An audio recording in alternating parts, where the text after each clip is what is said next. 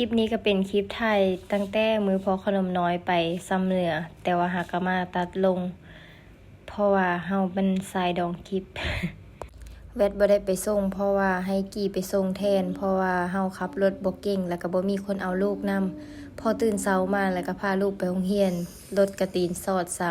ำก็เลยท่าให้อาขนมมาแต่ส่งพอแล้วก็ไปส่งขนมน้อยพร้อมกัน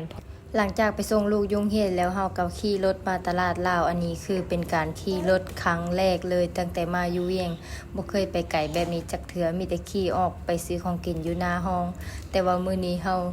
ย่านแน่แต่ก็ทำใจไปเพราะว่าเฮาบ่มีคนพาไปปกติมีแต่ผัวพาไปจ้าใช้ชีวิตโดยไม่มีผัวก็อยู่ได้อยู่นะแต่ว่า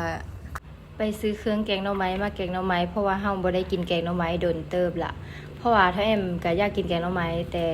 บ่ได้กินซ้ำไปซ้ำเหนือก่อน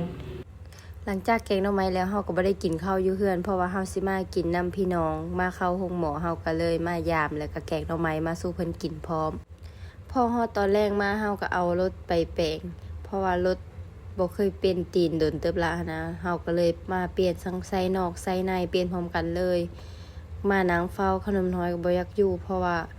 เรามักไปลินมักย่างแต่ว่ามื้อนี้มันใกล้ทางโพดแม่บ่ให้ย่าง